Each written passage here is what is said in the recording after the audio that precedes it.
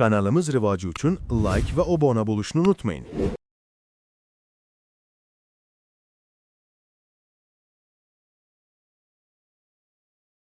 Eron shifoxonalari namoyishlar davom etar ekan, Eron rasmiylari namoyishchilarni qat'iy ogohlantirmoqda.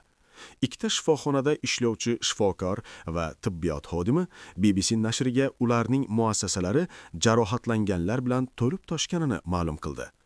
Bir shifokor Tehronning ko'z kasalliklari shifoxonasi inqiroz rejimiga o'tganini aytdi. Shuningdek, BBC boshqa bir shifoxonadagi tibbiyot xodimining xabarini qo'lga kiritdi. Unda bemorlar oqimiga dosh berish uchun jarrohlar yetishmayotgani aytiladi. Juma kuni AQSh prezidenti Donald Trump Eron katta muammo ichida ekanligini aytdi va yaxshisi o't ochishni boshlamang, aks holda biz ham o't ochamiz deb ogohlantirdi.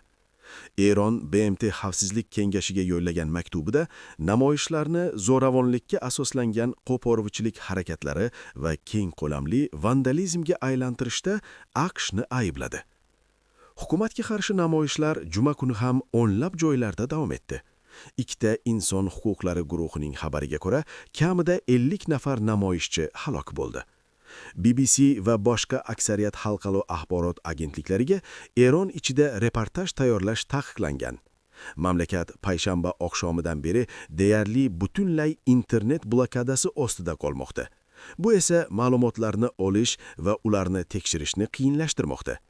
Juma oqshomida Starlink sun'iy yo'ldosh interneti orqali BBC bilan bog'langan eronlik shifokorning aytishicha, Tehronning asosiy ko'z ixtisoslashtirilgan markazi Farobiy shifoxonasi inqiroz rejimiga o'tgan va tez yordam xizmatlari haddan ortiq yuklama bilan ishlamoqda. Shoshilinch bo'lmagan qabullar va jarrohlik amaliyotlari to'xtatilgan. Xodimlar esa favqulodda holatlar bilan shug'ullanish uchun chaqirtirilgan. BBC shuningdek payshanba kuni mamlakat janubiy g'arbidagi Shiroz shahridagi shifoxonadan kelgan video va audio xabarni ham qo'lga kiritdi. Tibbiyot xodimining aytishicha, jarohatlanganlar juda ko'p miqdorda olib kelinmoqda va shifoxonada ularga yordam berish uchun yetarli miqdorda jarrohlar yo'q.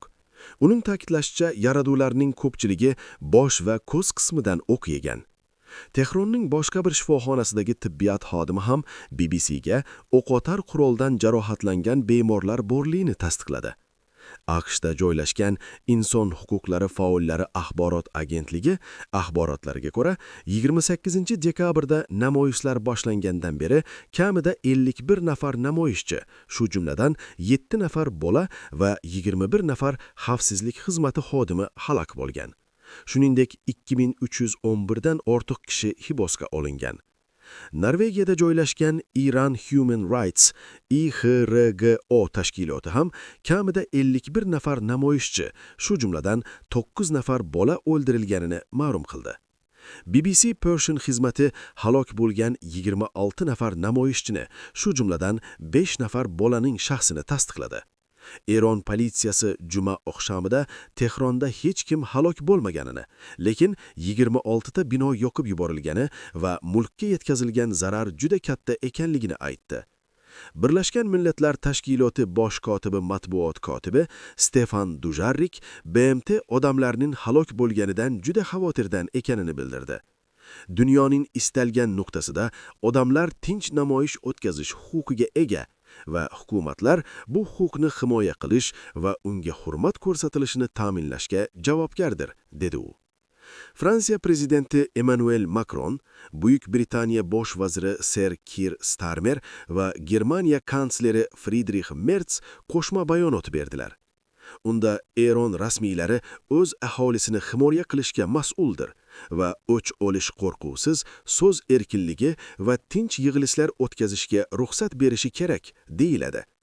Eron oliy rahnomasi Oyatulloh Ali Hamoniy juma kuni televideniya orqali qilgan murojaatida qat'iy ohangda qolib, Islom Respublikasi bir necha yuz minglab sharafli insonlarning qoni evaziga hokimiyatga kelgan va buni inkor etuvchilar qarshisida ortga chekinmaydi, dedi. Keyinroq o'z tarafdorlari yig'ilishida Hamoniy Tehron buzg'unchi elementlar qarshisida chora ko'rishdan toymaydi deb takrorladi. Bundan farqliroq Eronning oxirgi shohi Rezo Pahlaviyning o'g'li juma kuni namoyishlarni ulug'bor deb atalib, eronliklarni dam olish kunlari maqsadli namoyishlarni davom ettirishga chaqirdi. Pahlaviy ijtimoiy tarmoqlardagi video murojaatida bizning maqsadimiz shunchaki ko'chaga chiqish emas, balki shahar markazlarini egallash va ushlab turishga tayyorgarlik ko'rish dedi. AQShda istiqomat qirayotgan Pahlaviy mamlakatga qaytishga tayyorlanayotganini aytdi.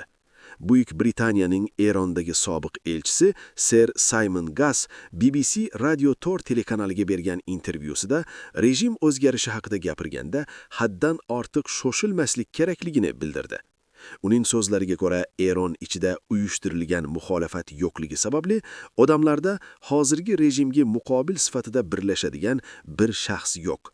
Lekin bu safargi namoyishlar avvalgilardan farq qilishini, bu harakat ancha kengroq massani qamrab olganini va bunga oddiy odamlarning iqtisodiy falokat sababli kun ko'rish deyarli imkonsiz bo'lib qolganini sabab qilganini qo'shimcha qildi.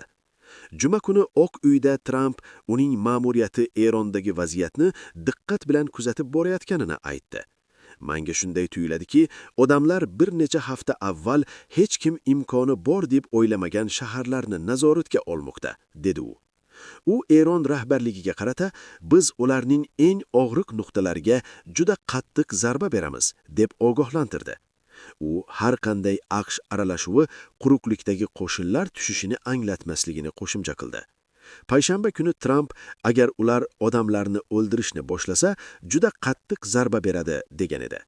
Keyinroq AQSh Eron tashqi ishlar vaziri Isroil va Vashingtonni namoyishlarni avjiga chiqarishda ayblaganidan uni xayolparast, delusional deb atadi. AQSh davlat departamenti vakili tashqi ishlar vaziri Abbos Aroqchining so'zlariga javoban, bu bayonot Eron rejimining ichki mamlakatdagi umumiy muammolardan e'tiborni chalg'itishga bo'lgan xayoliy urinishini aks ettiradi, dedi. Shanba kuni ertalab AQSh davlat kotibi Marco Rubio X tarmog'ida Qo'shma Shtatlar Eronning jasur xalqini qo'llab-quvvatlaydi deb yozdi. Eronlik siyosiy faol Taqiy Rahmoniy, u Eronda 14 yil qamoqda o'tirgan, rafiqasi Nobel mukofoti sovrindori Nargiz Muhammadi esa dekabrda qayta hibosga olingan, Amerikaning qo'llab-quvvatlashiga shubha bilan qaradi. Biz xorijiy aralashuv muxolifatni qarom qilishiga ishonamiz. Muxolifat qarom bo'lsa, siz o'sha hukumat uchun milliy manfaatlarni qurbon qilishingizga to'g'ri keladi. Bu Eron xalqi uchun qabul qilish mumkin emas, dedi u.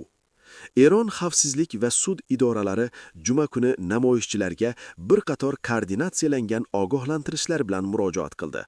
Ular ritorikani keskinlashtirib, Eronning oliy xavfsizlik organi, Milliy xavfsizlik oliy kengashining shafqatsiz bo'lmaydi degan xabarini takrorladi. Eron Milliy xavfsizlik kengashi namoyishchilarga qat'iy va zarur huquqiy choralar ko'rilishini aytdi va ularni qurollangan vandallar deb tasvirladi.